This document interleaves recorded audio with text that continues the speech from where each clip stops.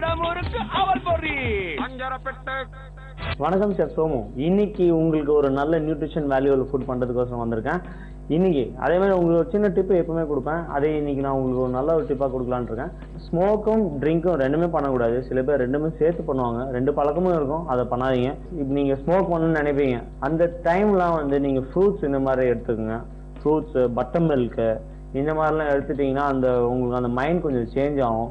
இல்லைனா வாயில் வந்து சூ பண்ண மாதிரினா ஏதாவது ஒரு ஸ்நாக்ஸ் சாப்பிட்டுட்டே இருங்க. அந்த இதெல்லாம் உங்களுக்கு வந்து மறக்கலாம். லைக் ஸ்மோக் பண்ண ஞாபகம் வராது. அதே மாதிரி நீங்கள் ட்ரிங்க் பண்ணணும்னு நினைக்கிற டைம்லாம் இந்த மாதிரி நீங்கள் வந்து ஃப்ரெஷ் ஜூஸஸ் குடிச்சிங்கன்னா நல்லாயிருக்கும். லைக் கிரேப் ஜூஸ், அதெல்லாம் உங்களுக்கு வந்து ட்ரிங்க் சாப்பிட்ற அந்த எண்ணத்தை மாற்றக்கூடிய ஒரு ஃப்ரூட்ஸ் அதெல்லாம்.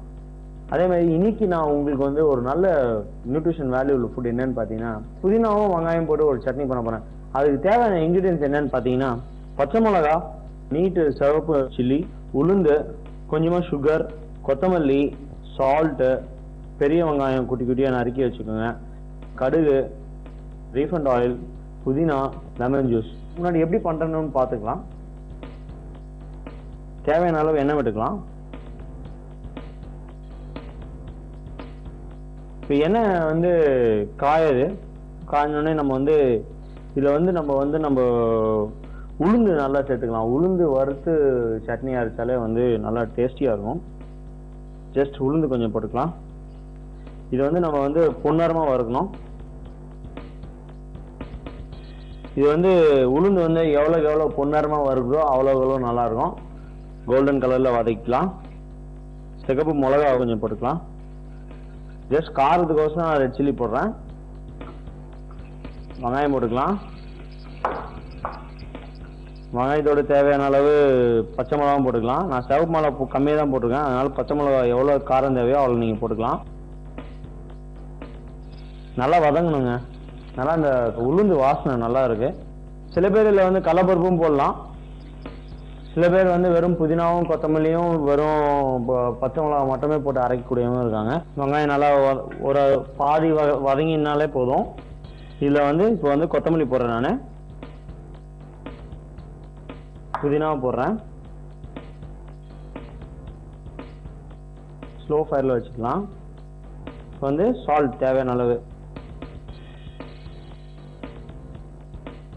இதில் வந்து நம்ம வந்து சில பேர் எல்லாரும் வந்து புளி போடுவாங்க. நான் இதில் வந்து கொஞ்சமாக சுகர் போடுறேன். கொஞ்சம் நல்லா இருக்கும் அது. நீங்கள் சுகர் போட்டு சும்மா கொஞ்சமாக போடுங்க, நிறைய போட்ட போறீங்க. சுகர் போடலாம், அப்படி இல்லைன்னா வெல்லம் சும்மா கொஞ்சமாக போடலாம். அந்த காரம் அந்த இனிப்பும் ரொம்பவும் நல்லாயிருக்கும். இது ஆல்மோஸ்ட் ரெடிங்க. இப்போ இது வந்து ஆறுனதுக்கு அப்புறமா மிக்சியில் போடுங்க. இல்லைனா அது வந்து தண்ணி ஊற்றி நம்ம லைட்டாக அரைக்கும் போது மூஞ்சில் அடிச்சிடும்.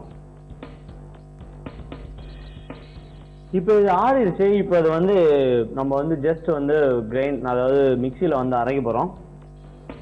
அரைச்சதுக்கு அப்புறமா உங்களுக்கு வந்து இது எப்படி அதாவது தாளிப்பு போடுறதுன்னு நான் சொல்கிறேன்.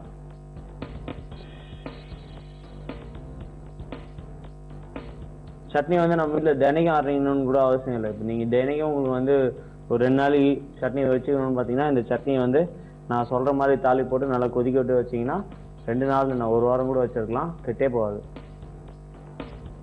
இது வந்து சும்மா தேவையான லைட்டாக நம்ம தண்ணி ஊற்றிக்கலாம்.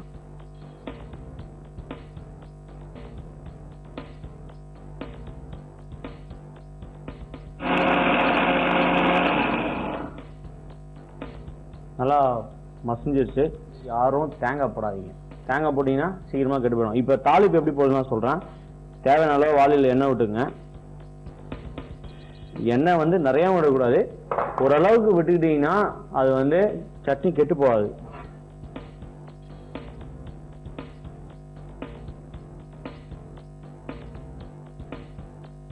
இதில் வந்து கடுகு போடுங்க.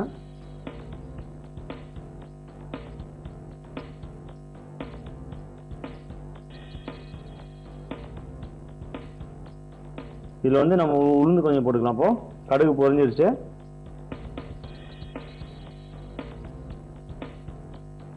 உளுந்து வந்து நல்லா பொன்னரமாக வந்துருச்சு. இப்போ நம்ம வந்து இதில் கொஞ்சம் மிளகா கிள்ளி போட்டுக்கலாம். இப்போ இதில் வந்து நம்ம இந்த சட்னியை வந்து போட போகிறோம்.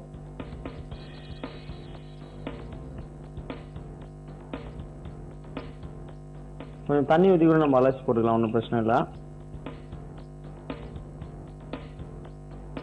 அதை ஊற்றிங்க. டன். இது வந்து நல்லா கொதிக்கணுங்க இந்த சட்னி. இதில் வந்து நான் இப்போ தான் சால்ட்டே ஆட் பண்ண போகிறேன். ஏன் கடைசியாக சால்ட் ஆட் பண்ணால் முன்னாடியே நீங்கள் போட்டு அரைச்சிட்டு திருப்பி உங்களுக்கு வந்து சால்ட் கீழ் ஜாஸ்தி ஆயிடுச்சுன்னா உங்களுக்கு நல்லா இருக்காது. அப்புறமா தேவையான அளவு போட்டுங்க மேலே.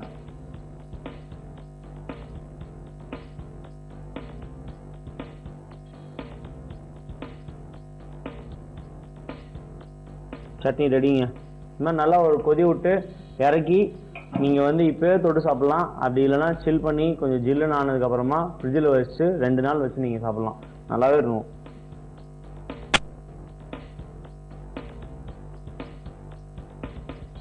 ஏன் கெட்டு போகாதுன்னு சொல்கிறேன்னா இது வந்து நான் அதில் வந்து தேங்காவே ஆட் பண்ணல. வெறும் வெங்காயம், புதினா, கொத்தமல்லி, கொஞ்சம் உளுந்து, ரெட் சில்லி மட்டுமே தான் ஆட் பண்ணியிருக்கேன். சால்ட்.